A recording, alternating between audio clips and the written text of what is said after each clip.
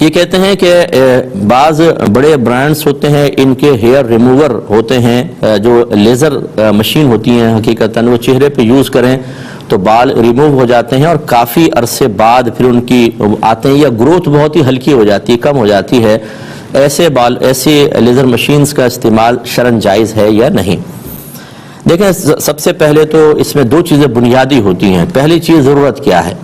اگر تو چہرے کے بال اس لیے مثلا خاص طور پہ کسی خاتون کے کویسچن تھا کہ اس لیے صاف کروائے جا رہے ہوں، بھویں بننا بھی اسی میں آتا ہے کہ عورت حسین ہو جائے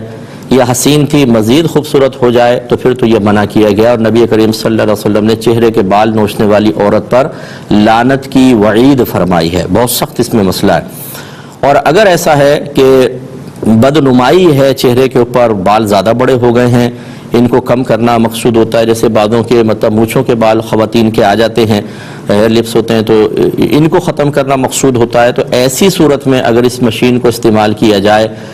یعنی خوب بدصورتی سے بچنے کے لیے کہ بچیوں کے نکاح میں مسائل ہوتے ہیں یا شوہر کی بے رغبتی کا سبب بن رہے ہوں، تو بالکل ریموو کر سکتے ہیں۔ ایک چیز تو یہ اصول یاد رکھیے گا۔ دوسرا یہ اصول ہے کہ اس مشین کے استعمال کے کچھ سائیڈ ایفیکٹ بھی ہیں کہ نہیں۔ اگر تو خطرناک سائیڈ ایفیکٹ ہیں جو فوراً ظاہر نہیں ہوں گے لیکن کچھ سال بعد ظاہر ہو جائیں گے،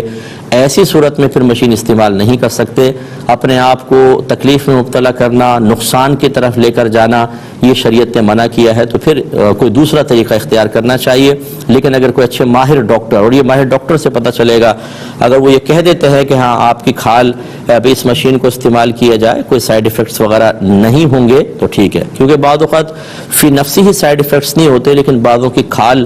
اسکن بہت ہی سینسٹیو قسم کی ہوتی ہے، اس پر اس قسم کی مشینیں زیادہ مضر اثرات پیدا کر دیتی ہیں۔ بعضوں کو تو کریمیں لگا کے دانے نکل آتے ہیں چہرے پہ خواتین کے، تو اس کا مطلب ہے کہ ان کی کھال اس کریم کو بھی بعض اوقات تو قبول نہیں کر پاتی، اس لیے پہلے اچھی طرح ڈاکٹر سے مشورہ کر لیں پھر استعمال کیا جائے۔